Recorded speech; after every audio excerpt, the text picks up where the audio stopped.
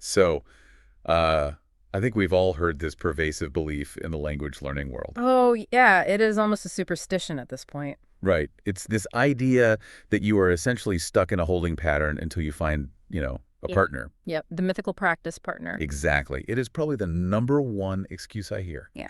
People say, they say things like, I've memorized the vocabulary, I've got the grammar apps on my phone, but I can't actually speak. Because I don't have a native speaker sitting across from me at breakfast. Yeah, exactly. It is the ultimate catch-22 of language acquisition, isn't it? Totally. I can't speak because I have nobody to talk to, and I can't find anyone to talk to because I can't speak well enough yet. It just becomes this paralyzing loop.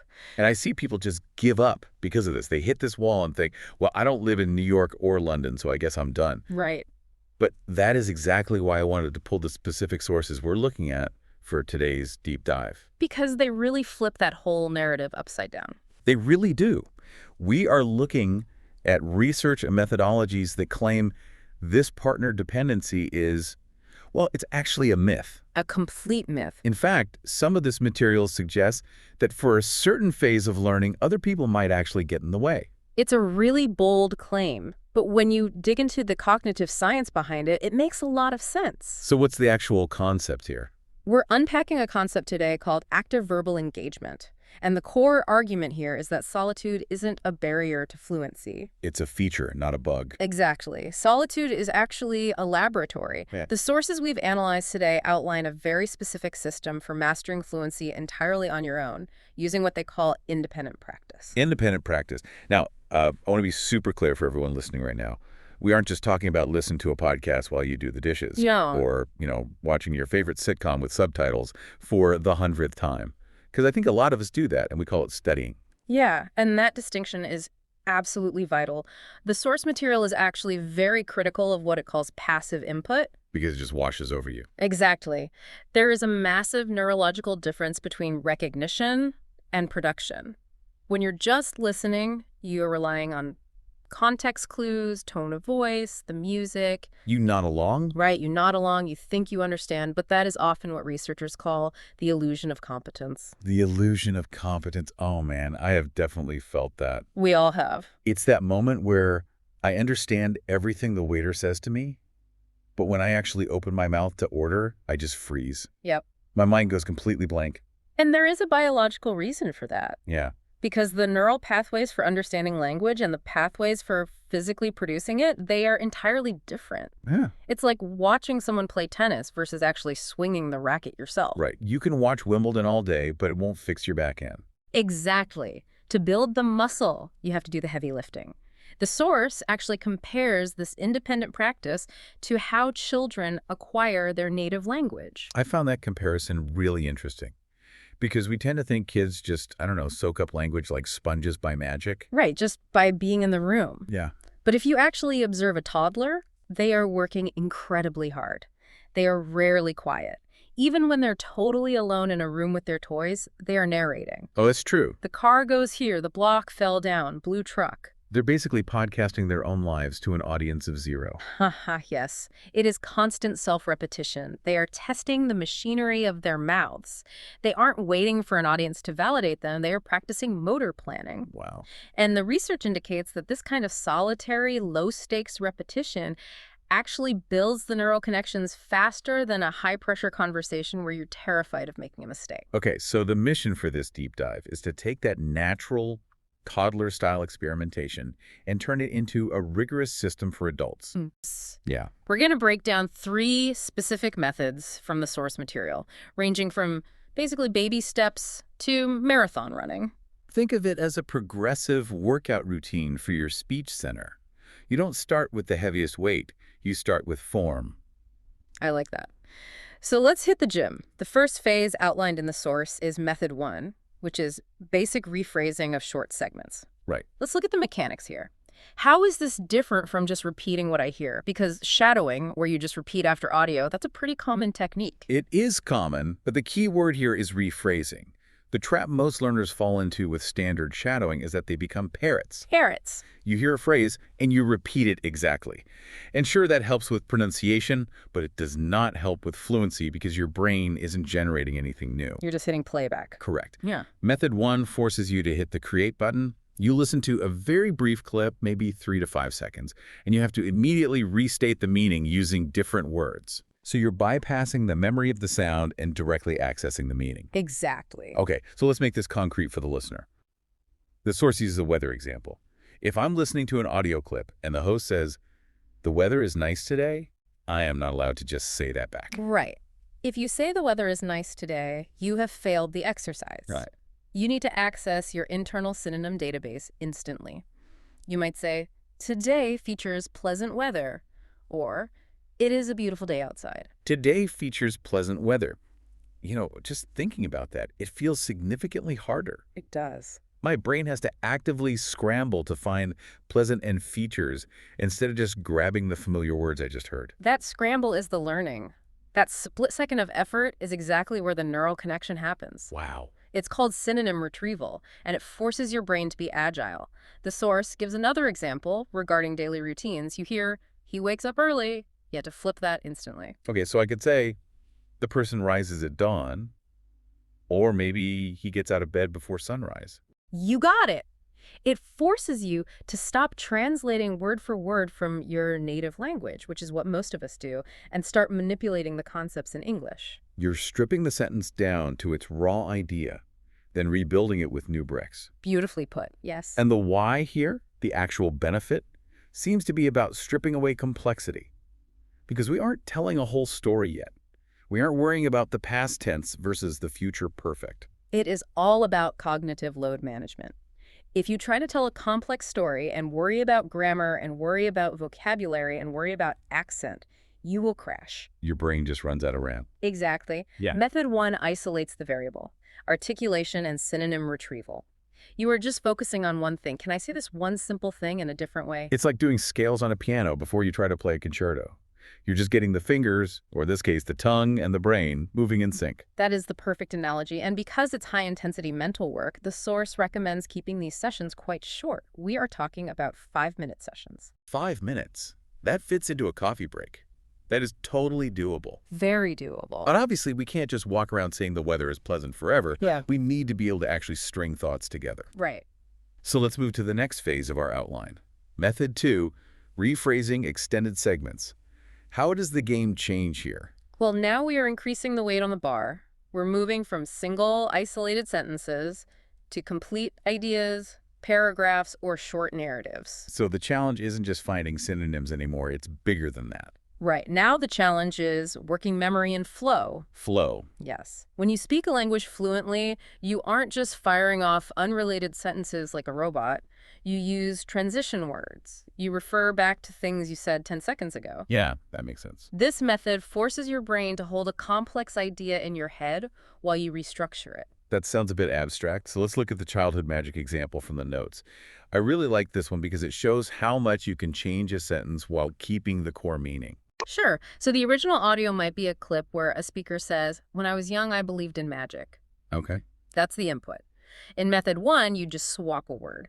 But in method 2, you might totally restructure the grammar and the subject. You might say, "In childhood, belief in wonders was common." Wow. In childhood, belief in wonders was common.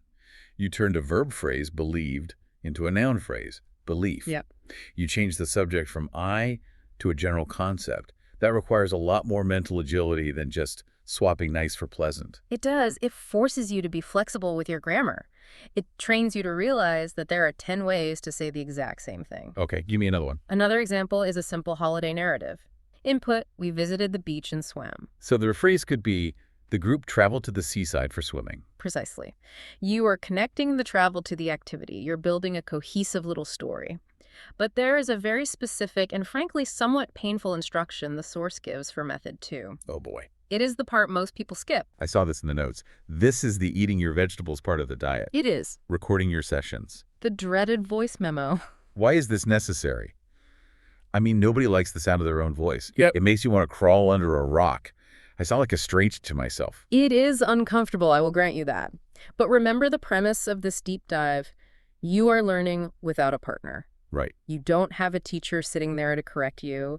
You don't have a partner looking confused when you mess up a verb tense. The recording is literally your only feedback loop. So I'm essentially acting as my own teacher during the playback. Yes. When you are speaking, your brain is too busy focusing on production to notice mistakes. You think you sound like Shakespeare. Oh, always. But when you play the tape back, you hear the hesitation, you hear that you dropped the S on the third-person verb, you hear that your pronunciation of beach was just a little off. That is incredibly humbling. But I guess that realization is where the improvement comes from. You can't fix what you don't hear. Exactly. And it allows you to track progress. If you keep those recordings, you can look back a month later and actually hear that you have gotten faster. That's a huge motivator. It is. The source suggests bumping the time up here to about 10 minutes per session. Okay, so we have got 5 minutes of short bursts for articulation. We've got 10 minutes of paragraph restructuring with the painful but necessary recording. Yep. Now we arrive at the deep end. Method 3. Full content imitation. This sounds really intense. This is the endurance round. If method 1 is a sprint, method 3 is the marathon. We're talking about taking an entire speech, a full story, or a long dialogue and retelling it. Yes. And the why here is absolute crucial. Speaking a foreign language is physically and mentally exhausting. Tell me about it. I'm sure you've experienced that brain melt feeling after trying to speak a new language for 20 minutes. Oh, absolutely. You just want to lie down in a dark room. Yep. You completely run out of processing power. It's like your brain overheats. That's because you lack stamina. Method 3 is designed to build the capacity to hold the floor. It's about maintaining a flow of thought for minutes at a time, even when you stumble, even when you forget a word. You just have to keep the train moving. Exactly. It refines your overall expression and coherence. The source uses a cultural anecdote about a festival, specifically Eid, as an example. Right? The original text might describe a whole sequence of events. Something like, during Eid, we woke up early, prayed, and then exchanged gifts with the neighbors. So in method 3, you aren't going sentence by sentence. You listen to the whole story, then you pause the audio, and you retell the entire narrative in your own way. All from memory of the concept. Yes, you might say, on festival days, the morning began with prayer, followed by sharing presents among family and friends. You are acting as an orator. You are storytelling. That is a massive shift. You have to internalize the structure of the story, not just the words. You have to remember, first this happened, then that happened, and this happened. There's also the motivational talk example. Taking a concept like success comes from hard work and expanding it into a full explanation. Like what? Like, achievement is the direct result of dedicated efforts over time. You're playing with rhetoric now. You are learning to be persuasive. And the recommended time for this? 15 minutes. 15 minutes of continuous speaking. That is a serious workout. If I did that, I'd be talking more than I do in some real conversations in my native language. That is the point. If you can handle 15 minutes of monologue on your own, a 2-minute chat with a colleague or a waiter will feel effortless. You are overtraining so the game feels easy. I get the logic. It's like running with weights on your ankles so that when you take them off, you just fly. Exactly. But I have to play devil's advocate here. Go for it. If I'm a beginner or even an intermediate learner and I try to jump straight into method 3 tomorrow, retelling a 15-minute speech, I'm going to crash and burn. Oh, without a doubt. I'm going to get frustrated, I'm going to hate English, and I'm going to quit. You are absolutely right. That is the most common point of failure. We get excited, we want to be fluent right now, so we try to lift the heavyweights before we have the muscles. Which leads to injury, basically. Right. That is why the source is very strict about a progressive strategy. They actually map out a schedule, almost like a Couch to 5K program, but for speaking. They do. It is a very clear roadmap. You must escalate difficulty gradually. So walk us through the first few weeks. What does week 1 look like for a listener who wants to start this today? Week 1 is strictly method 1. Do not touch the complex stories yet. Stick to short phrases from beginner podcasts. Just get your mouth moving. Keep it simple. Yes. The dog runs fast. The car is blue. Build the habit of articulation. 5 minutes a day. That's it. That is so manageable. Very low stress. You can't really fail at that. Then, week 2, you graduate to paragraphs. Method 2, Use intermediate stories, maybe news briefs or simple audiobooks. And this is where you introduce the recorder, right? Yeah. Yes, bring in the recorder. You start listening for those connections between ideas. You are building the bridge between sentences. And then week 3. Week 3 is when you finally tackle the full speeches or advanced sources. Method 3. But notice, you've had 2 full weeks of buildup before you ever attempt this. You've built the micro muscles. You've gotten used to hearing your own voice. Exactly. And the source mentioned something about tracking this, right? Because it is so easy to feel like you aren't getting anywhere when you practice alone. Yes, keep a journal. It doesn't have to be fancy. Just write down week 2, Tuesday, struggled with past tense verbs, or week 3, Monday, felt easy. Makes sense. If week 2 feels like you are drowning, don't push to week 3. Go back to week 1. It is not a race. I think that permission to go back is really important. We often treat learning like a straight line, but it is usually a lot of loops. Absolutely. But I want to circle back to the elephant in the room, the mental block. The awkwardness factor. Yes. Practically speaking, pacing around your living room, talking to yourself about the weather, or retelling a story about Eid, it feels weird. It does. It feels incredibly performative. If my roommate walked in, I think I'd die of embarrassment. It is undeniably awkward at first, and the source acknowledges this head-on. The fix they suggest is simple, though. Privacy. You need a safe space. Do it where no one can hear you scream or conjugate irregular verbs. Exactly. Build ease in your bedroom, your car, or a quiet corner of a park. The car is actually a fantastic place for this. Oh, that's brilliant. It is a soundproof booth on wheels. If you commute, that is your lab. The awkwardness is just a feeling, and it fades as your competence grows. Because you get used to it. Right. The more you hear your own voice speaking English, the less foreign it sounds to you. Eventually, it just feels like thinking out loud. And just to clarify on the materials, do we need to go out and buy a specific active verbal engagement course pack? Because usually there's a big price tag attached to these branded systems. Not at all. The source explicitly highlights that you should employ free resources. The internet is awash with audio. Educational podcasts, TED Talks, YouTube videos, news clips. So no paywall. No. You don't need special tools. You just need content that actually interests you. In fact, if you pick topics you care about, like your hobbies or news you actively follow, the rephrasing becomes much easier because you actually want to express those ideas. So we've got the methods, we've got the schedule, we've got the location, but I want to zoom out for a second. What is the actual payoff here? The results. Right? If I do this faithfully, if I push through the awkwardness and the fatigue, what actually changes in my brain? The expert synthesis here points to 3 major shifts. First, and I think this is the most insightful part of the research, you develop implicit grammar. Implicit grammar. Contrast that with what we learn in school for us. Because school is all about explicit grammar, right? Exactly. School teaches explicit grammar. The rule is X, therefore I must do Y. It is highly mathematical. Implicit grammar is what native speakers have. You stop calculating. You just feel what sounds right. Because you've built the instinct. Yes, because you've rephrased. The weather is nice 50 times in 50 different ways. You instinctively know where the adjective goes. You aren't doing math, you are speaking. That, the dream. To stop diagramming sentences in your head before you open your mouth. It's about flow. Second, it boosts confidence. Confidence usually comes from competence. Right. If you have spent hours successfully retelling stories to yourself, you have proof that you can do it. So when a real interaction happens, the fear dial is turned down from a 10 to a 3. Because it's familiar territory. You know you can handle the language because you have already done it 1,000 times in private. And third shift? Instinct. Speaking becomes a reflex. You aren't searching for words. The words are just there because you physically practiced the act of retrieving them hundreds of times. It really does treat language like a physical sport. You don't learn to play basketball by reading a book about dribbling. You learn by actually touching the ball. Exactly.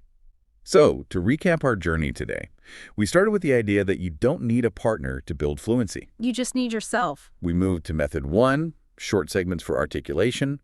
Method 2, paragraphs for flow and connection. And don't forget the recording. Never forget the recording. And finally, method 3, full content imitation for endurance. That is the complete toolkit. But if you take away only one thing from the source material today, it should be the final call to action. Which is consistency. Ah, the unsexy secret to everything in life. It really is. Daily practice yields results within weeks. The brain works on frequency, not intensity. So don't binge it. Right. It is far better to do 15 minutes every single day than to do a 4-hour cram session once a month. Routine beats intensity every time. Neural pathways need that daily reinforcement to stay thick and fast. It's about making it a part of your daily hygiene, like brushing your teeth. You don't brush your teeth for 3 hours on Sunday and just skip the rest of the week. Precisely. That would be terrible. You know, this whole discussion has really made me rethink what fluency actually is. How so? Well, we usually think fluency means knowing every single word in the dictionary, right? Like being a walking encyclopedia. That is the common misconception. We think it means flawless perfection. But these exercises, the rephrasing, restating, manipulating the sentence, they suggest that real fluency isn't about knowing every word.